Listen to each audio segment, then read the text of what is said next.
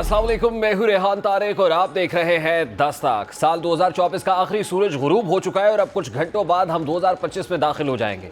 अब सवाल यह है कि सियासी मैदान में नफरत, बुग़्ज़ और इंतशार की सियासत का भी सूरज गुरूब होगा या नहीं? क्या सियासी क़यादत मिलकर मुल्क की तरक्की में कोई किरदार अदा करेगी?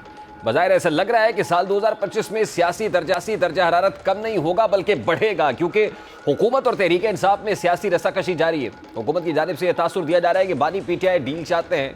हुकूमत ये जवाज़ तराश रही है कि बानी पीटीआई ने एहतजाज और टकराव की सियासत करके देख ली, जिसमें उन्हें नाकामी का सामना करना पड़ा। फिर बानी पीटीआई मुक़्तदरा के ज़रिए अपने मामलात में मायूस हुए। यही वजह है कि तहरीक इंसाफ ने हर दिन ये जो क़ुव्वतें हैं और उनके एलचियों से उम्मीदें बांध ली। अब यही वजह है कि हुकूमत ये दावा करती है कि तहरीक इंसाफ हुकूमत के कांधों के सहारे इस्टेब्लिशमेंट तक रसाई हासिल करना चाहती है। अब बुनियादी तौर पर यह असाब की जंग है और ये जंग हुकूमत और पीटीआई में जारी है।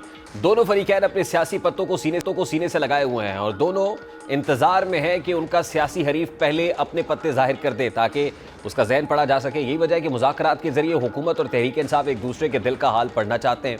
बहरहाल हुकूमत बानी पीटीआई पर महफूज रास्ता मांगने का इल्ज़ाम लगा रही है, जबकि वाकिफ़ाने हाल कहते हैं कि अगर बानी पीटीआई मौजूदा निज़ाम को चैलेंज ना करे तो हुकूमत बानी पीटीआई को घर पर नज़र बंद करने की डील की पेशकश कर सकती है। मीडिया रिपोर्ट्स के मुताबिक 9 मई के हवाले से समझौता नहीं होगा। मौजूदा इत्तेहादी हुकूमत 2029 तक बरकरार रहेगी। मीडिया रिपोर्ट्स के मुताबिक मुज़ाकरात में शामिल हुकूमती इत्तेहाद के एक अहम रुकन के बकौल बानी पीटीआई को अडियाला जेल से बनी गाला उसी सूरत मुंतकिल किया जाएगा जब वो मौजूदा निज़ाम को कबूल करेंगे और शोरिश पसंदी की सियासत को तर्क करेंगे। ज़राए के मुताबिक पीटीआई अपने तमाम रहनुमाओं और कारकुनान की रिहाई चाहती है और वो अपने बानी पीटीआई को दोबारा इक़्तिदार में लाना चाहती है। हुकूमत बहैसियत फरीक का ये कहती है कि 9 मई के मामले पर कोई समझौता नहीं होगा। बानी पीटीआई समेत संगीन इल्ज़ामात का सामना करने वाले मुल्ज़िमान को अदालतों से क्लियर होना होगा और मौजूदा हुकूमत 2029 तक कायम रहेगी। ज़राए के मुताबिक अगर बानी पीटीआई इश्तिआल अंगेज़ी की सियासत तर्क और आइंदा इंतखाबात तक सुकून से बैठने पर रज़ामंद हो जाते हैं तो हुकूमत उन्हें अडियाला जेल से बनी गाला मुंतकिल करने पर गौर कर सकती है। खबर के मुताबिक सेनेटर इरफान सिद्दीकी का कहना है कि बानी पीटीआई को बनी गाला मुंतकिल करने की तजवीज़ पर नून लीग से ताल्लुक़ रखने वाले कमेटी अरकान या इत्तेहादियों की नुमाइंदगी करने वाले दीगर कमेटी अरकान से बात नहीं की गई है। बहरहाल बानी पीटीआई को इश्तिआल और मज़ाहमत पर मबनी सियासत तर्क करने की सूरत में हाउस अरेस्ट की पेशकश की जा रही है, जबकि आज से कुछ रोज़ कबल बानी पीटीआई की हमशीरा अलीमा खान ने कहा था कि बानी पीटीआई हाउस अरेस्ट नहीं होंगे।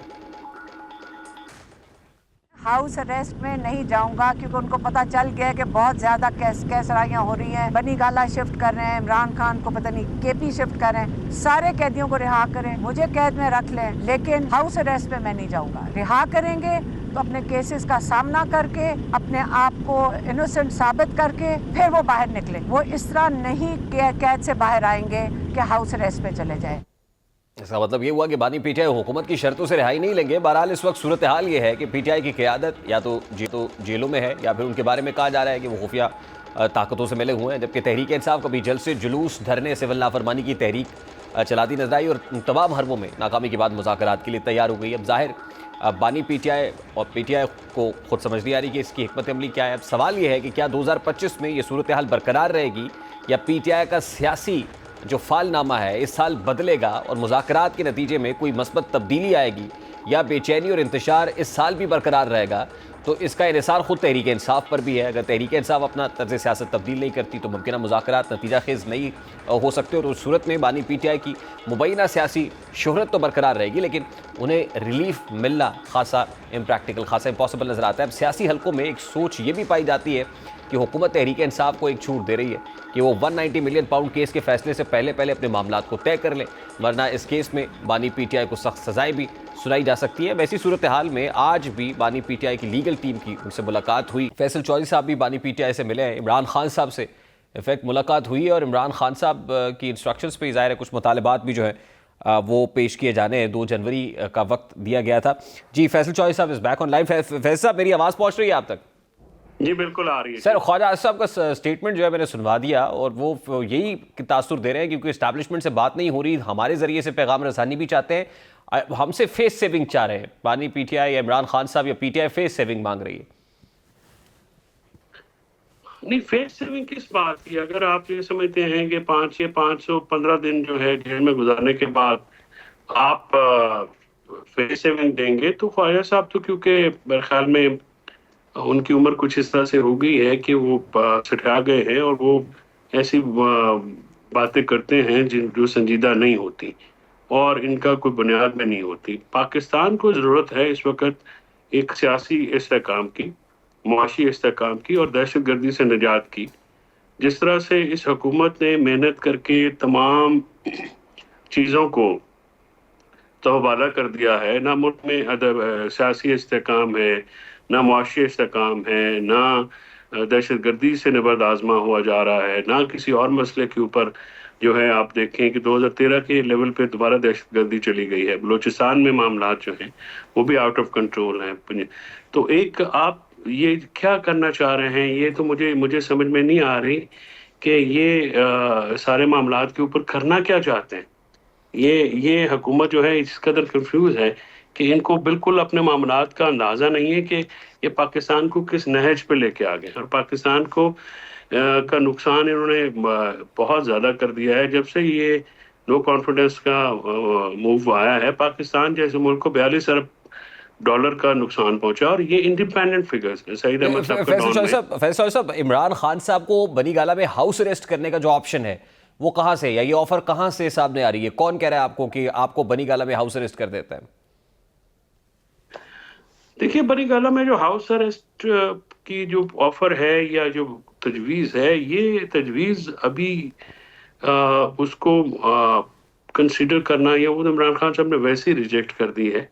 वो चाहते हैं कि हम जब ये कहते हैं कि हम सियासी कैदियों की रिहाई चाहते हैं तो उससे हमारी मुराद ये होती है कि आप हमें आइन और कानून के मुताबिक ट्रीट कीजिए। जो आपने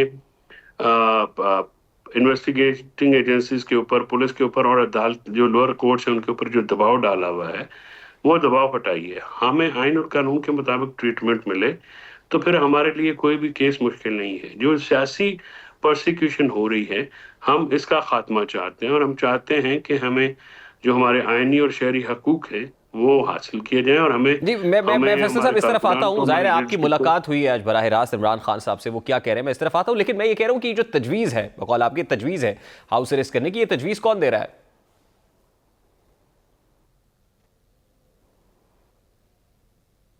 I lost your voice. Sorry, I can't hear you. मैं ये कह रहा हूँ कि ये जो तजवीज़ है हाउस अरेस्ट करने की तजवीज़, आपने कहा ये तजवीज़ आ रही है सामने, इस पर भी कंसिडरेशन नहीं है, लेकिन ये तजवीज़ आई कहाँ से है? देखिए, जितना आपको बताना ज़रूरी है मैंने बता दिया है। बहुत सारी बातें नहीं बताई जाती। मुज़ाकरात हो रहे हैं, मुज़ाकराती अमल में बहुत सारी चीज़ें जो हैं वो इस तरह की होती हैं जो कि सामने नहीं लाई जाती। मुनासिब वक्त पे आपको रिवील कर दिया जाएगा। नहीं, लेकिन आप ये कह रहे हैं कि ऑफर टेबल पे मौजूद है। सर, मैंने कहा कि इमरान खान साहब ने ये ऑफर रिजेक्ट कर दी है। अब आगे अगर कोई सवाल है तो प्लीज उस पर नहीं, लेकिन सवाल तो मेरा ये था ना कि ऑफर आ कहां से रही है? हुकूमत कर रही है, क्योंकि हुकूमत ये कह रही है ना कि हमसे फेस सेविंग मांग रहे हैं। तो ये जाहिर है फेस सेविंग का मतलब तो ये है कि इमरान खान साहब कह रहे हैं कि मुझे हाउस अरेस्ट कर दिया जाए, ना कि ये कि हुकूमत कह रही है। और ये आसिफ साहब मुज़ाकराती कमेटी का हिस्सा नहीं है और उनको बहुत सारी चीजें जो हैं वो शायद लंबी नहीं है। तो फैसल चौधरी साहब, अब मुज़ाकराती कमेटी में तो ये तय हुआ था मुज़ाकरात में कि 2 तारीख को आप चार्टर ऑफ डिमांड पेश करेंगे। ज़ाहिर है 2 तारीख में भी अब कुछ ही वक्त बाकी रह गया है, तो जो चार्टर ऑफ डिमांड है वो ज़ाहिर है इमरान खान साहब जो कहेंगे वही होगा जो आगे पास ऑन होगा। तो क्या ये अटल है? 2 मुतालबात हैं। चार्टर ऑफ डिमांड हमारा लंबा चौड़ा नहीं है, हमने 2 मुतालबात पेश किए हैं, वही हमारा चार्टर ऑफ डिमांड होगा। बाकी मुज़ाकराती कमेटी परसों मिलेगी और उसके ऊपर जो डेलिब्रेशन होंगी फिर इमरान खान साहब को भी ब्रीफ किया जाएगा उसके ऊपर। देखिए, 2 मुतालबात में से पहला मुतालबा तो ये है कि अंडर ट्रायल कैदियों को रिहा किया जाए। आज आपने जो बात की उसमें ये इंप्रेशन मिला कि पंजाब में 94% गालिबन जो लोग हैं वो रिहा हो गए हैं, तो वो तो they are already been released. नहीं, वो इंप्रेशन आपने क्योंकि गैदर किया है, वो ब्रीफिंग है जो 24 नवंबर के बाद जो कैदी हैं उनके ऊपर। ठीक, तो जो 9 मई के लोग हैं तो आपने वो फहरिस्त बना ली है जिसमें जो अंडर ट्रायल कैदी इस वक्त जिनकी रिलीज आप डिमांड कर रहे हैं? जी बिल्कुल। I have to join another show, sorry I am getting late, please conclude. Faisal Chaudhary साहब, लास्टली आई अंडरस्टैंड, ज़ाहिर है लास्टली मुझे ये बताइएगा कि जो मुज़ाकरात वाला अमल है, इंप्रेशन तो यही है कि हुकूमत की तरफ से भी गैर संजीदगी का मुजाहरा किया जा रहा है, पाकिस्तान तहरीक इंसाफ भी गैर, तो आपको लगता है कंक्लूसिव हो पाएंगे? इमरान खान साहब से जो आज गुफ्तगू हुई, आपको लगता है कि ये नतीजा खेज हो पाएंगे मुज़ाकरात? नहीं, हुकूमत की तरफ से भी गैर संजीदगी का मुजाहरा जो है वो अगर किया जाएगा तो सामने आ जाएगा। हम तो कभी अगर गैर संजीदा होते तो फिर मुज़ाकरात की कमेटी क्यों बनाते, मुज़ाकरात के अमल में क्यों शामिल होते। ज़ाहिर है हम तो संजीदगी से मुज़ाकरात चाहते हैं और मुज़ाकरात के लिए हमने दो निकाती एजेंडा भी दिया, मुज़ाकराती टीम भी बनाई, तो हमने तो पहल की हर मामले में। अब हुकूमत के कोर्ट में बॉल है, वो देखें कि उसको किस तरह से खेलते हैं और वो उस पर किस तरह संजीदगी का कोई शाखसाना कोई मैसेज आता है या किस कदर संजीदा है हुकूमत। ज़ाहिर है नशिस्तन गुफ्तन बर्खास्तन के लिए तो मुज़ाकरात नहीं होते, मुज़ाकरात तो संजीदगी एफर्ट्स के लिए होते हैं। बहुत बहुत शुक्रिया, बहुत शुक्रिया। मुज़ाकरात किसके लिए नागुज़ीर है और हुकूमत इन मुज़ाकरात को लेके पाकिस्तान तहरीक इंसाफ को क्या फेस सेविंग दे सकती है, हुकूमत के पास मैंडेट क्या है और क्या हुकूमत कोई ऑफ़र कर रही है इमरान खान को या तहरीक इंसाफ को, इस मामले पर बात करेंगे। इस वक्त पाकिस्तान मुस्लिम लीग नून के सीनियर रहनुमा सेनेटर खलील ताहिर सिंधु साहब ने भी ज्वाइन किया। अस्सलाम वालेकुम सेनेटर साहब, बहुत बहुत शुक्रिया आपके वक्त के लिए। सबसे पहले तो ये कहिएगा कि हुकूमत इमरान खान को या तहरीक इंसाफ को क्या ऑफ़र कर रही है? हम उनको कुछ भी ऑफर नहीं कर रहे जी। ये तो बड़ा एक बेहवाई की उड़ाई गई बात और ये बड़ा मुनज़्ज़म प्रोपेगेंडा करते हैं इंटरनेशनल लेवल पे जिनके जो इन्फ्लुएंसर बैठे हैं। हम इनको ऑफर कर भी क्या सकते हैं। नंबर 1 ही इज इन द जेल और नंबर 2 ये जो 3 MP को तो सर मुकदमा नहीं है भाई के मतलब डिप्टी कमिश्नर ने बनाया जिसको उसको रहा कर सकती है, सवाल ही पैदा नहीं होता। ये आर्मी अदालत से उनको सजाई हुई है जिन लोगों को भी व्हाट्सएवर, तो ये कुछ भी नहीं है। सेकंडरी कंडीशन नहीं, मैं तो बानी पीटीआई की बात कर रहा हूँ ना सर। बानी पीटीआई को आपने ये ऑफर की कि उन्हें बनी गाला में हाउस अरेस्ट कर देते?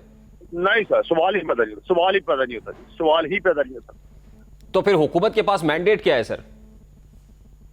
What about mandate? जब मुज़ाकरात कर रहे हैं तो हुकूमत बानी पीटीआई को क्या दे सकती है सर? वो दे सकते हैं जब अपनी शराइत लेके आएंगे, रखेंगे ना जी। There are so many commonalities कि हाउस का माहौल अच्छा चलाया जा सकता है, हाउस में तमीरी बिजनेस किया जा सकता है, जो कॉमन इश्यूज है उन पे इकट्ठे चला जा सकता है। नहीं, लेकिन सर शराइत तो दो ही है ना, 2 पॉइंटर्स हैं। पहला ये है कि आप अंडर ट्रायल कैदियों को रिहा करें जिन पे पॉलिटिकल केसेस बनाए उनको रिहा किया। दूसरी ये है कि आप 9 मई और 26 नवंबर के मामले पर जुडिशियल इंक्वायरी कराएं। जुडिशियल इंक्वायरी वहां पे होती है जो इंक्वायरी कमीशन एक्ट है कि जहां पर अपना किसी चीज में इबहाम पैदा हो, या क्या ये जो जस्टिस अपना या चौधरी साहब है इनके ये जानते नहीं इनको वो कौन है, या ये डॉक्टर राशिद जो यास्मीन राशिद साहब है या हसान न्याजी को याद है, ये कह देगा हम इनको नहीं जानते। क्या इन्होंने अपने किसी बंदे को नोटिस भी दिया है और एटमी तंसीब अपना मिलिट्री की तंसीबात पे हमले हुए हैं, फौजी अदालतों से सजाई हुई है। गवर्नमेंट किस तरीके से उनको कोई ऑफर कर सकती है? बिल्कुल उनके अपने मुतालबात है। ये 2 तारीख पता चलेगा जब दोनों मुज़ाकराती कमेटियां बैठेंगी। यानी ये कंडीशन एक्सेप्टेबल नहीं है हुकूमत के लिए? दोनों नॉट एट ऑल, ये हो नहीं सकता ना। और अंडर ट्रायल कैदियों को रिहा करने का मामला भी जाहिर है आपके लिए एक्सेप्टेबल नहीं है। तो दोनों ही कंडीशंस जब हुकूमत के लिए एक्सेप्टेबल नहीं है तो फिर मुज़ाकरात कैसे कामयाब हो सकते हैं? सारी अल्ट्रा कॉन्स्टिट्यूशन है ना। देखिए एक चीज कॉन्ट्रेरी टू कॉन्स्टिट्यूशन है, कॉन्ट्रेरी टू लॉ है, तो उस पर गवर्नमेंट कैसे कर सकती है किसी के लिए सियासी कैदियों? तो सर मैं यही तो पूछ रहा हूँ ना कि फिर हुकूमत के पास है क्या बानी पीटीआई या पीटीआई को देने के लिए? हुकूमत के पास मैंडेट भी है मुज़ाकरात का या नहीं? देखें ये 2 तारीख को पता चलेगा, 2 को मीटिंग है, उनसे कहा जाए कि आपने रिटर्न मुतालबात लिख के लाए। वो अगर उन्होंने ये 2 मुतालबात दिए हैं जो आप फरमा रहे हैं तो हम मुज़ाकराती जो अमल है या बहुत चलता है या नहीं चलता व्हाट्सएवर, मैं उस पर असरअंदाज नहीं होना चाहता, ना आपको राय देना चाहता हूँ। लेकिन ये जरूर कहना चाहता हूँ कि ये जो 2 बातें हैं as a student of the law and constitution, ये दोनों बातें कॉन्ट्रेरी टू कॉन्स्टिट्यूशन है। सर मैं तो ये कह रहा हूँ कि प्रैक्टिकली लगता है कि गवर्नमेंट भी इनसिक्योर है और पीटीआई भी ऑब्वियसली इनसिक्योर है। वो भी हुकूमत से मुज़ाकरात नहीं करना चाहती। हुकूमत खुद पीटीआई को सिर्फ इसलिए एंगेज करना चाहती है कि कहीं पीटीआई के एस्टैब्लिशमेंट के साथ मामला बेहतर ना हो जाए। नहीं, कोई एस्टैब्लिशमेंट नहीं। एस्टैब्लिशमेंट जिनके मीर जाफर का, मीर सादिक का, गद्दार का, तो पता नहीं अब ये एस्टैब्लिशमेंट से किस तरह मुज़ाकरात करेंगे। 50% ग्रामीण का होता है, ये माने हुए वो नहीं मानते। और गवर्नमेंट के साथ गवर्नमेंट की मैं साहब से वही रिक्वेस्ट कर रहा हूँ बार बार हम्बल साहब मिशन कि हम ये दोनों मुतालबात कॉन्ट्रेरी टू कॉन्स्टिट्यूशन है और कॉन्स्टिट्यूशन इज द फंडामेंटल, उसके बाहर तो कोई नहीं जा सकता कोई भी ना जी। सर एक तासुर ये भी है कि 190 मिलियन पाउंड केस है जिसका फैसला 6 जनवरी को सुनाया जाना है और उसको एक्सटेंड इसीलिए किया गया कि देख लिया जाए कि पानी की गहराई कितनी है और पीटीआई को किसी तरीके से उन टर्म्स पे लाया जाए और कहा जाए कि ये ऑफर टेबल पे है, इसको माने, अदरवाइज फिर ये केस का फैसला पड़ा हुआ है। देखिए जी माशाल्लाह वेरी कॉम्पिटेंट एंकर पर्सन। पानी की गहराई का तो आपको पता है कि जिससे पहले ये कहते थे चोर डाकू है और जरदारी मेरी गोली की निशस्त पे है, एमकेएम से हाथी मिलाऊंगा, वो कहते हैं किसी से भी मुज़ाकरात करने को तैयार है। तो इससे पानी की गहराई का तो पता चल जाता है कि कौन कितनी गहराई में है। दूसरे नंबर पे वो फैसला अदालत ने करना है। अगर कोजेंट एविडेंस होगी तो उनको सजा हो जाएगी, ना कोई एविडेंस होगी तो वो बरी हो जाएंगे। सिंपल सी बात है ये तो। तो सर फिर मुज़ाकरात का चैप्टर तो क्लोज हो गया ना। आप ये कह रहे हैं कि हमसे तो आप बात करना नहीं चाहते थे, देखिए हमसे बात कर रहे हैं तो पानी की गहराई पता चल गई कि आप कितने पानी में हैं, तो बात खत्म हो गई। मेरे भाई आप मेरे लिए, माय यंगर ब्रदर, आपको 2 तारीख को ये पता चलेगा। बेसिकली मैं उससे पहले कोई स्टेटमेंट नहीं दे सकता इस हवाले से, खास तौर पे क्योंकि एक दफा ज़ाहिर है 2 को तो बैठेंगे, दोनों को बैठेंगे, फिर जो भी होगा वहां पे अगर ये बात तो निकलती चलती है तो। लेकिन गवर्नमेंट, मैं वैसे एज ए वर्कर समझ लें या as a lawyer of supreme court समझ लें, ये दोनों मुताबिक जो है ये कॉन्ट्रेरी टू कॉन्स्टिट्यूशन है। तो ये इस पे नहीं, गवर्नमेंट भी नहीं कर सकती कुछ भी। जाहिर है हुकूमत तो इसलिए अमल नहीं कर सकती ना कि एक तो कैदियों को छोड़ना और टॉप ऑफ द लिस्ट अगर बानी पीटीआई का रिलीज हो तो फिर जाहिर है बानी पीटीआई के बाहर आने और फिर उनके आने के बाद जो सिचुएशन है उसमें तो राना सनाउल्लाह साहब कह चुके हैं ना कि या वो होंगे या हम होंगे, तो ये तो आप अफोर्ड ही नहीं कर सकते। जी बिल्कुल, यू आर राइट। ये जो राणा सनाउल्लाह साहब ने फरमाया बिल्कुल दुरुस्त है, नेचुरली आप ठीक कह रहे हैं। देखिए सर, आप इंडोर्स कर रहे हैं राणा सनाउल्लाह साहब के स्टेटमेंट को, तो इसका मतलब ये है कि सर ये जो जंग है ये सिर्फ पॉलिटिकल जंग नहीं है, क्योंकि सियासी जंग तो सियासी मैदान में होती है और फिर जाहिर है उसमें फारिग को पूरा मौका मिलना चाहिए और उसको हक है कि वो बाहर आए, वो बात मीडिया से भी करे, कैंपेनिंग भी करे। बिल्कुल करे जी, डेफिनेट करे, लेकिन जब तक वो तमाम मुकदमा से, ये क्रिमिनल केसेस है, ये सिविल केसेस तो नहीं कि जिसमें बंदा बाहर होता है। और क्रिमिनल केसेस में जब उसकी उनको रहाई मिलेगी, अगर एक्विटल होती है, ऑनरेबल एक्विटल होती है, तो फिर ही बाहर आ सकते हैं ना, वैसे तो नहीं आ सकते। तो ये 6 को पता लग जाएगा। बाकी मैं आई राणा सनाउल्लाह की मैं आपको बात को मैं फुली एंडोर्स करता हूँ जी। सेनेटर साहब देखिए केसेस तो आप पर भी थे, मियां नवाज शरीफ साहब पर थे, शहबाज शरीफ साहब पे थे, हमजा साहब के ऊपर थे, मरियम बीबी के ऊपर थे, केसेस तो थे सर। तो सियासी केसेस तो होते हैं और आपसे बेहतर कौन समझता है? ये सियासी केसेस नहीं है ना, वो भी वो हाईकोर्ट से फ्री हुए हैं, फिर पहले बेल खारिज होती रही है, सारा कुछ होता रहा। लेकिन बहुत सारी बातें, आपकी बात को मैं अंडरस्टैंड कर रहा हूँ, सीरियस मिस्ट्री है आपकी बात, लेकिन मैं शायद उस पर खुल के बात ना कर सकूं। लेकिन दूसरी बात जो है कि जब भी ये इनका को देखते हैं भी 2 तारीख को क्या होता है, उसके बाद पता चलेगा। लेकिन ये जो एटमी फौजी तनसीबात वाला हमला जी, इसमें तो हम भी मतलब किसी किस्म पर कोई बात नहीं कर सकते ना। हमारे जो जवान शहीद होते हैं उनके जाके मज़ारों पे, उनके अपने मजसमों पे तोड़ना, सारा कुछ करना, इट्स टू मच। आप समझते हैं कि बानी पीटीआई का मिलिट्री कोर्ट ट्रायल होने जा रहा है? जो 1952 का एक्ट है जी, उसमें तो बिल्कुल लिखा हुआ कि बैटर हो, कॉम्प्लेक्स हो, कोई भी हो, अगर खुरे जो हैं उधर जा रहे हैं जनरल फैज की तरफ इन सब की, और इकट्ठा अगर ये निकल आता साबित हो जाता तो डेफिनेट उनका ट्रायल भी उधर ही होगा जी। क्योंकि इनके अपने दौर में 24 ट्रायल हो चुके हैं, फौजी ट्रायल।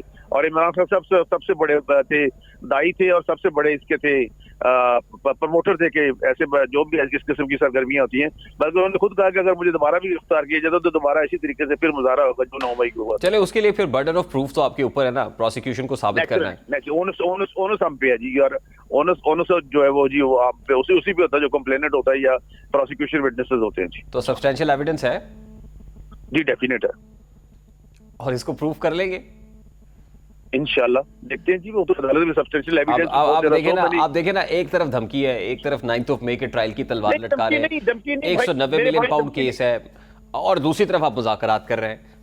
नहीं, मुज़ाकरात का मतलब ये थोड़ी होता है कि हम उनको आप एक क्लीन चिट देखिए। मुज़ाकरात एक तो प्री कंडीशंस होते ही नहीं है कभी, मोहब्बत और मुज़ाकरात शर्तों पे कभी नहीं हुए भाई, ये कभी भी नहीं हो सकते दोनों बातें। तो इसलिए देखेंगे अभी ये डिमांड जो भी आती है उसके बाद 2 तारीख को फैसला होगा जी। देखिए सर, डिमांड्स तो होंगी ना, ऑब्वियसली कुछ चार्टर ऑफ डिमांड के ऊपर ही मुज़ाकरात होते हैं ना कि हमारे वो लिख के देंगे ना, जब एक पता चलेगा ना जी कि भाई कि वो क्या लिख के लाते हैं, क्या कुछ करते हैं, उसके बाद ही उस पर जो मुज़ाकराती committee, I am not in the मुज़ाकराती कमेटी, तो वो बात करेंगे। दिस डिसीजन लाइज सर, आप बड़े सीजन्ड पॉलिटिशियन है सर। देखिए मिनिमम कॉमन एजेंडा क्या है? देखिए 2 मुतालबात है पीटीआई के, आप कह रहे दोनों ही एक्सेप्टेबल नहीं है, तो क्या है जो एक्सेप्टेबल हो सकता है? मिनिमम कॉमन एजेंडा क्या हो सकता है? मेरी बात सुनिए, ये जो एजेंडा वो दे रहे हैं, एक तो ये मिनिमम नहीं है, दूसरा मिनिमम एजेंडा ये हो सकता है कि पहले एक दूसरे को एक्सेप्ट करें, वहां पे कबूल करें, वहां पे टेबल पे बैठे, जब बैठेंगे फिर बहुत सारी बातों के सोल्यूशन निकल भी आते हैं, और जो मानने वाली बात होगी वो मानी जाएगी, जो गवर्नमेंट के बस में होगा, जो नहीं होगी वो नहीं मानी जा सकती। बहुत बहुत शुक्रिया। सैलाब और खुश्कसाली जैसे माहौलियाती झटके बच्चों की खुराक तक रसाई को तेज़ी से ख़तरे में डाल रहे हैं, लेकिन ताज़ा तरीन तखमीनों से पता चलता है कि 2024 में पाकिस्तान में 14 लाख से ज़ायद बच्चे भूख की हालत में पैदा हुए। बैनुल-अक़वामी गैर सरकारी तंजीम सेव द चिल्ड्रन की जानिब से जारी किए गए तज्ज़िये के मुताबिक दुनिया के सबसे ज़्यादा माहौलियाती ख़तरे से 2-4 ममालिक में से एक है जहाँ भूख की हालत में पैदा होने वाले बच्चों की तादाद 20% से ज़ायद ग़िज़ाइयत की कमी का शिकार ममालिक में दूसरे नंबर पर है। तज्ज़िये से पता चलता है कि 2024 में दुनिया भर में कम से कम 1 करोड़ 82 लाख या फी मिनट तकरीबन 35 बच्चे भूख की हालत में पैदा हुए। तनाज़ात और माहौलियाती बहरानों ने साल भर में कम अज़ कम मज़ीद 8 लाख बच्चों को भूख की तरफ धकेल दिया। तजिए के मुताबिक 2001 में 2 करोड़ 15 लाख से ज़ायद बच्चे भूख की हालत में पैदा हुए। 2018 में ये तादाद कम होकर 1 करोड़ 45 लाख रह गई, ताहम फिर 2019 में बढ़कर 1 करोड़ 53 लाख हो गई। एक अंदाजे के मुताबिक 2024 में कम अज़ कम 1 करोड़ 82 लाख बच्चे ग़िज़ाइयत की कमी के साथ पैदा हुए। अक़वाम मुत्तहिदा की फूड एंड एग्रीकल्चर ऑर्गेनाइजेशन के आदाद-ओ-शुमार के मुताबिक 2024 में भूख की हालत में पैदा होने वाले बच्चों की तादाद में 1 साल पहले के मुकाबले में तकरीबन 5% इजाफा हुआ और 2019 में रिकॉर्ड किए गए 1 करोड़ 53 लाख बच्चों के मुकाबले में 19% इजाफा हुआ जब बच्चों की भूख से निपटने में पेशरफ्त रुकना शुरू हुई थी। रिपोर्ट में कहा गया है कि तनाज़ात, नकल मकानी, शदीद मौसमी वाक़यात और खुराक की बढ़ती हुई कीमतों ने आलमी सतह पर बच्चों की ग़िज़ाइयत में कमी का सबब पैदा किया और इस साल भूख की हालत में पैदा होने वाले बच्चों में कहत या शदीद ग़िज़ाई अदम तहफ़्फ़ुज़ के तबाहकुन हालात के ख़तरे से 2-4 ममालिक में पैदा होने वाले बच्चे शामिल हैं, जिनमें जनूबी सूडान, हेती, माली और सूडान शामिल है, जहाँ ग़िज़ाई किल्लत की 18 रियासतों निस्फ तक ये मामला फैल चुका है। और इसके अलावा नवंबर के अवाइल में इस बात का कभी इम्कान जाहिर किया गया था कि शुमाली गज़ा की पट्टी में कहत पड़ सकता है या पहले ही जारी है और आने वाले महीनों में फ़लस्तीनी इलाकों में 3,45,000 अफराद को तबाहकुन भूख का सामना करना पड़ सकता है। मकबूजा फ़लस्तीनी इलाके को ग़िज़ाई किल्लत से मुताल्लिक़ FAO के सालाना आदाद-ओ-शुमार में शामिल नहीं किया गया है, लेकिन ये इंतबाह भूख से मुताल्लिक़ मारूफ आलमी authority integrated food security face classification की तरफ से आया है। ये बहुत नंबर्स हैं, बहुत अलार्मिंग स्टैट्स हैं, जो आने वाले दिनों में अगर इसको कर्टेल ना किया गया या काउंटर फाइट ना किया गया तो एक बहुत बड़ा ख़तरा जो है वो लेकर आएंगे।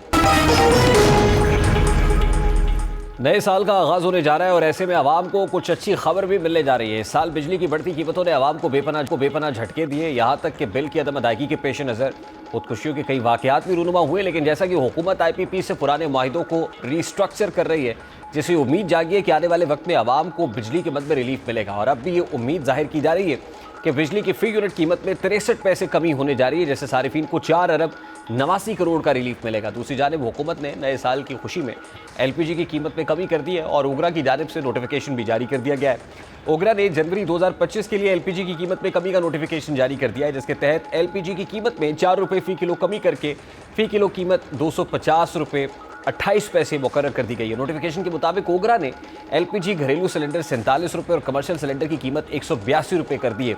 ओगरा के मुताबिक सरकारी पैदावारी कीमत में 4,020 रुपये फ़ी मेट्रिक टन कमी हुई है और अब LPG 254 रुपये फ़ी किलो की जगह 250 रुपये फ़ी किलो, घरेलू सिलेंडर 3,001 रुपये की बजाय 2,953 रुपये, कमर्शियल सिलेंडर 11,545 रुपये की बजाय 11,363 रुपये में दस्तयाब होगा। नए साल की आमद है। नए साल में जहां एंटर हो रहे हैं, बहुत सारी पॉजिटिविटी भी है, बहुत सारी नेक तमन्नाएं और उम्मीदें भी हैं। प्रोग्राम का वक्त अपने इख्तिताम को पहुंचे। आपसे मुलाकात होगी इंशाल्लाह कल, यानी नए साल में। अपना बहुत सारा ख्याल रखिएगा। अस्सलाम वालेकुम।